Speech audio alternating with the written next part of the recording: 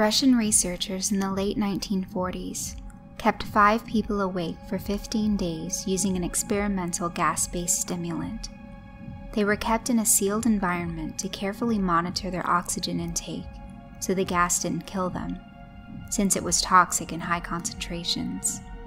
This was before closed-circuit cameras, so they had only microphones and 5-inch-thick glass portal-sized windows into the chamber to monitor them.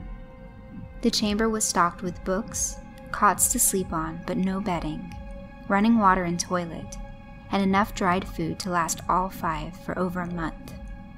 The test subjects were political prisoners deemed enemies of the state during World War II. Everything was fine for the first 5 days. The subjects hardly complained, having been promised, falsely, that they would be freed if they submitted to the test and did not sleep for 30 days. Their conversations and activities were monitored, and it was noted that they continued to talk about increasingly traumatic incidents in their past, and the general tone of their conversations took on a darker aspect after the 4-day mark. After 5 days, they started to complain about the circumstances and events that led them to where they were, and started to demonstrate severe paranoia. They stopped talking to each other and began alternately whispering to the microphones and one-way mirrored portholes.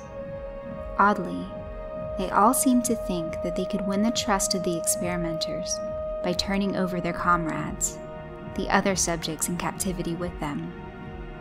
At first, the researchers suspected this was an effect of the gas itself. After 9 days, the first of them started screaming. He ran the length of the chamber repeatedly yelling at the top of his lungs for 3 hours straight. He continued attempting to scream, but was only able to produce occasional squeaks. The researchers postulated that he had physically torn his vocal cords. The most surprising thing about this behavior is how the other captives reacted to it. Or rather, didn't react to it. They continued whispering to the microphones until the second of the captives started to scream. The 2 non-screaming captives took the books apart, smeared page after page with their own feces, and pasted them calmly over the glass portholes. The screaming promptly stopped. So did the whispering to the microphones. After 3 more days passed, the researchers checked the microphones hourly to make sure they were working, since they thought it impossible that no sound could be coming with 5 people inside. The oxygen consumption in the chamber indicated that all 5 must still be alive. In fact, it was the amount of oxygen 5 people would consume at a very heavy level of strenuous exercise. On the morning of the 14th day, the researchers did something they said they would not do to get a reaction from the captives. They used the intercom inside the chamber, hoping to provoke any response from the captives they were afraid were either dead or vegetables. They announced, "We are opening the chamber to test the microphones. Step away from the door and lie flat on the floor, or you will be shot. Compliance will earn one of you immediate freedom." To their surprise, they heard a single phrase in a calm voice respond, "We no longer want to be freed." Debate broke out among the researchers and military forces funding the research. Unable to provoke any more response using the intercom, it was finally decided to open the chamber at midnight on the 15th day. The chamber was flushed of the stimulant gas and filled with fresh air, and immediately voices from the microphones began to object. 3 different voices began begging, pleading, to turn the gas back on. The chamber was opened and soldiers sent in to retrieve the test subjects. They began to scream louder than ever, and so did the soldiers when they saw what was inside. 4 of the 5 subjects were still alive, although no one could rightly call the state that any of them were in life. The food rations past day 5 had not been so much as touched. There were chunks of meat from the dead test subjects' thighs and chests stuffed into the drain in the center of the chamber, blocking the drain and allowing 4 inches of water to accumulate on the floor. Precisely how much of the water on the floor was actually blood was never determined. All 4 surviving test subjects also had large portions of muscle and skin torn away from their bodies. The destruction of flesh and exposed bone on their fingertips indicated that the wounds were inflicted by hand, not with teeth, as the researchers initially thought. Closer examination of the position and angles of the wounds indicated that most, if not all of them, were self-inflicted. The abdominal organs below the rib cage of all 4 test subjects had been removed. While the heart, lungs, and diaphragm remained in place, the skin and most of the muscles attached to the ribs had been ripped off, exposing the lungs through the rib cage. All the blood vessels and organs remained intact. They had just been taken out and laid on the floor, fanning out around the eviscerated but still living bodies of the subjects. The digestive tract of all 4 could be seen to be working, digesting food. It quickly became apparent that what they were digesting was their own flesh that they had ripped off and eaten over the course of days. Most of the soldiers were Russian special operatives at the facility, but many still refused to return to the chamber to remove the test subjects. They continued to scream to be left in the chamber, and alternately begged and demanded that the gas be turned back on, lest they fall asleep. To everyone's surprise, the test subjects put up a fierce fight in the process of being removed from the chamber. One of the Russian soldiers died from having his throat ripped out. Another was gravely injured by having his testicles ripped off and an artery in his leg severed by one of the subject's teeth. Another 5 of the soldiers lost their lives, if you count ones that committed suicide, in the weeks following the incident.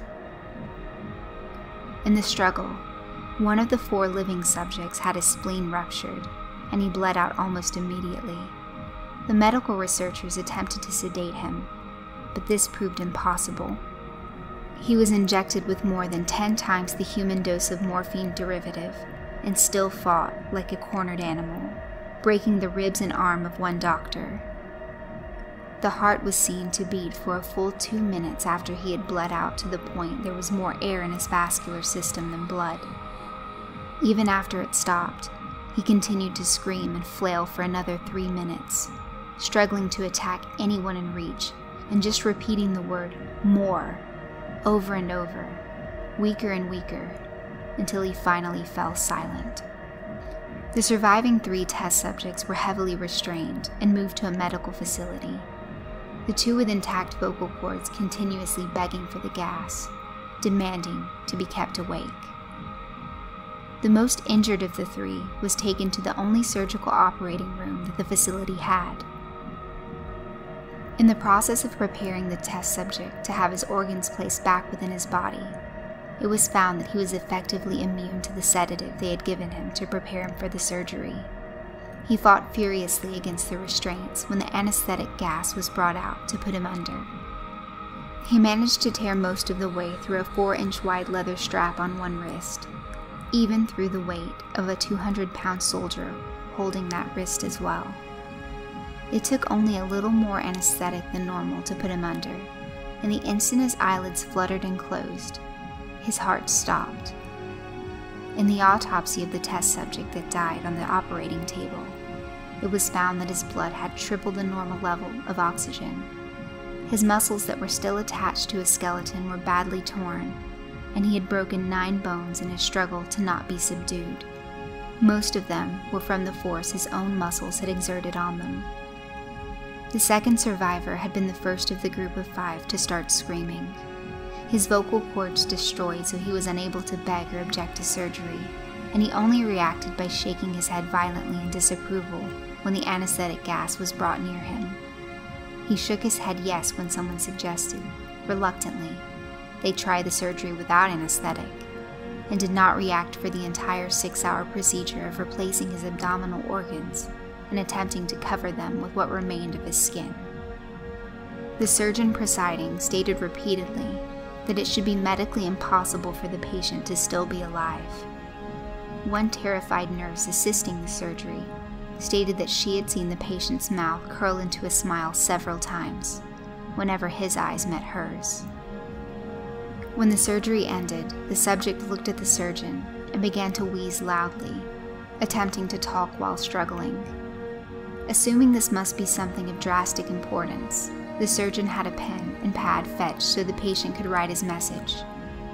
It was simple: keep cutting.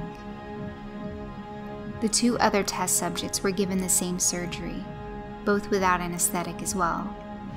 Although they had to be injected with a paralytic for the duration of the operation, the surgeon found it impossible to perform the operation, while the patients laughed continuously.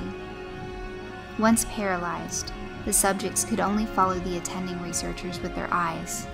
The paralytic cleared their system in an abnormally short period of time, and they were soon trying to escape their bonds.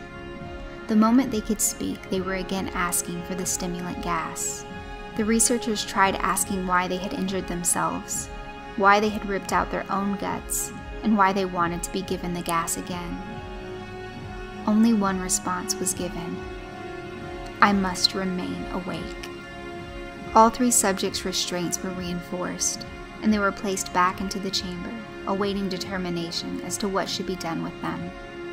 The researchers, facing the wrath of their military benefactors for having failed the stated goals of their project, considered euthanizing the surviving subjects. The commanding officer, an ex-KGB, instead saw potential and wanted to see what would happen if they were put back on the gas. The researchers strongly objected, but were overruled. In preparation for being sealed in the chamber again, the subjects were connected to an EEG monitor and had their restraints padded for long-term confinement. To everyone's surprise, all 3 stopped struggling the moment it was let slip that they were going back on the gas. It was obvious that at this point, all 3 were putting up a great struggle to stay awake. One of the subjects that could speak was humming loudly and continuously. The mute subject was straining his legs against the leather bonds with all his might, first left, then right, then left again for something to focus on. The remaining subject was holding his head off his pillow and blinking rapidly. Having been the first to be wired for the EEG, most of the researchers were monitoring his brainwaves in surprise. They were normal most of the time, but sometimes flatlined inexplicably. It looked as if he were repeatedly suffering brain death before returning to normal. As they focused on papers scrolling out of the brainwave monitor, only one nurse saw his eyes slip shut. At the same moment, his head hit the pillow.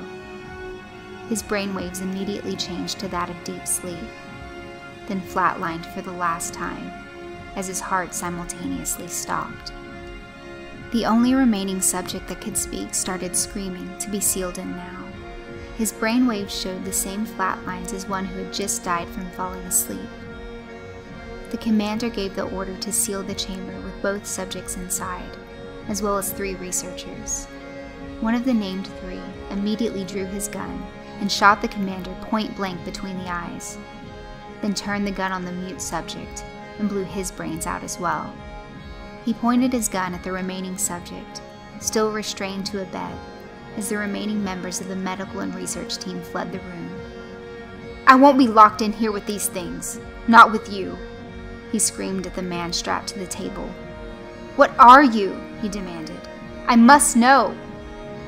The subject smiled. "Have you forgotten so easily?" the subject asked. "We are you. We are the madness that lurks within you all, begging to be free at every moment in your deepest animal mind. We are what you hide from in your beds every night. We are what you sedate into silence and paralysis when you go to the nocturnal haven where we cannot tread."